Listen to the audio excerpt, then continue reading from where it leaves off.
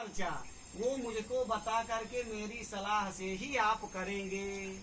अगर इस बात को रखने ऊट पटांग का खर्चा आज से बंद जो हुआ जो भी है, क्योंकि ग्रह स्वामिनी ग्रह लक्ष्मी आ गई है, इसलिए बचत करना है आज के बाद। अगर आप ये बतनवाने के लिए तैयार हों तो मैं अपने पिता का उत्तम कुल छोड़ करके आपके वाम भाग में आने के लिए तैयार हूँ। चतुर्थ वचन स्वीकारम। पांचवा वचन क्या है कि हरि मंदिर बाग तड़ाग कूप, हरि मंदिर बाग तड़ाग कूप, बावली कहीं घर बनवाओ, बावली कहीं घर बनवाओ, पूजा प्रतिष्ठा दर्शन में, पूजा प्रतिष्ठा दर्शन में, जीवन धन दाएं बिठलाओ, जीवन धन दाएं बिठलाओ। आप कोई भगवान का मंदिर बनवाइए, कोई बगीचा लगवाइए, कोई तालाब खुदवाइए, कोई बावली कुआं बनवाइए या कोई धर्मशाला बनवाइए, उसकी पूजा प्रतिष्ठा में यदि आप मुझे अपने साथ रखने के लिए तैयार हों तो मैं अपने पिता का उत्तम कुल छोड़ करके आपके वाम भाग में आने के लिए तैयार हूँ। दुर्गेश भैया सुने, बहुत सुंदर आपको करना है आगे चल के, आए फिर हम ब्राह्मणों को बुलाना है, ठीक है ना? भाग्य इनका बड़ा तेज है पहले से है। चलो बहुत अच्छा है। कन्या का छठवां वचन क्या है अब सुनिए। अभी तक तो अपने देश परदेश नागेपुर की बात थी, अब देखिए दूसरी शब्द कि देश विदेश में जा करके, तुम देश विदेश में जा करके कुछ धंधा या व्यापार करो, कुछ धंधा या व्यापार करो, और उसके क्रय विक्रय में स्वामी, उसके क्रय विक्रय कार्य करो, मेरी सलाह स्वीकार करो।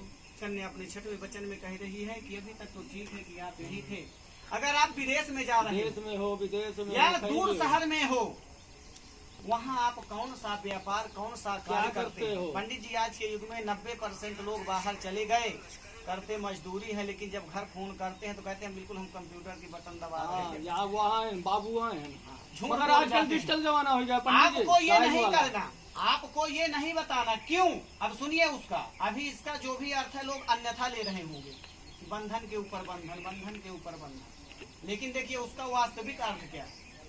उसका वास्तविक अर्थ ये है पंडित जी कि अगर आप बाहर रहोगे, ज्यादा मेहनत का काम करोगे, शारीरिक कष्ट आपको होगा, तो मैं घर की गृहिणी हूँ, घर में रहती हूँ, तो आपके लिए अगर आप मुझे उचित बताएंगे कि मैं इतना मेहनत का काम करता हूँ, तो पहले तो मैं आपको मना करूंगी मेहनत का काम ज्यादा करने से। अगर आप नहीं मानते वही काम है तो उस हिसाब से मैं आपके खाने पीने की व्यवस्था, घी दूध जो है यहाँ से भिजवाऊंगी। कहने का मतलब ये है उसका। और वहाँ आप कितना कमाते हैं और वहाँ कितना खर्चा करते हैं, उसकी भी सलाह आपको मुझसे लेनी पड़ेगी। यदि यह वचन आप मानने के लिए तैयार हों तो मैं अपने पिता का उत्तम कुल छोड़ करके आपके वाम भाग में आने के लिए तैयार हूँ। यानी कि कहने का मतलब यह है कि पत्नी बिना पति अधूरा है, और पत्नी बिना पति, एक दूसरे के बिना दोनों अर्ध के दो पहले, एक दूसरे को लेके चलोगे तो ये संसार सागर बहुत सुखमय बीत जाएगा। कन्या का सातवां वचन जो है वो सबसे महत्वपूर्ण है, जो आज की डेट में 90% लोग नहीं मानते। 90 क्या 95, लेकिन आपको मानना है, इसलिए ध्यान से सुनना मेरी इस बात को। अगर ये बात मान लिया, अगर उन छाओं को आप भुला दें और सातवां वचन मान लें, सबसे ज्यादा झगड़ा ये हमारा चैलेंज है कि आप कभी जीवन में परेशान नहीं होंगे, आप उच्चतम शिखर की ओर जाएं और झगड़े भी नहीं होंगे घर में। क्या है कि पर नारी रति सची सी हो। अब रति सची कौन है नहीं मालूम?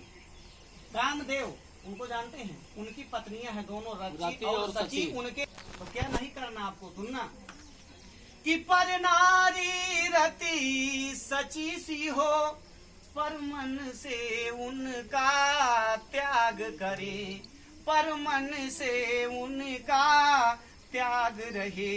अब मांग आपके आती हूँ, मांग आपके आती हूँ, मेरा यह अचल सुहाग रहे, मेरा यह अचल सुहाग रहे। दूसरी की स्त्री, दूसरी नारी कितनी भी खूबसूरत क्यों न हो, क्यों, लेकिन आपको कभी भी उसको गलत निगाह से नहीं देखना है। कहने का मतलब शुद्ध हिंदी में कि अगर वो माँ की उम्र की हो तो माँ समझो, भाभी की उम्र की हो तो भाभी समझो, बहन की उम्र की हो तो बहन समझो, अर्थात कभी भी दूसरी स्त्री या कन्या के ऊपर कुदृष्टि नहीं डालना।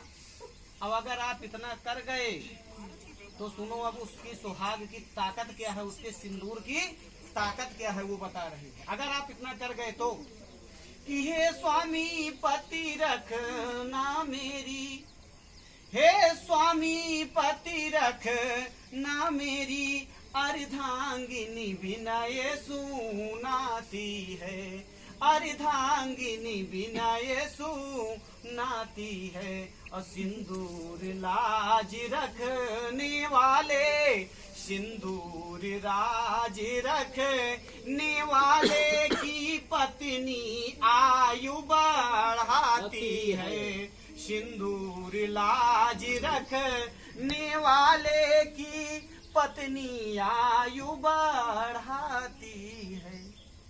अगर हे स्वामी आप मेरी इन बातों को मान लिया तो जिस प्रकार से अपने सतीत्व के बल पर सत्यवान और सावित्री की कथा आप जानते होंगे, वो ताकत मेरे अंदर आ जाएगी।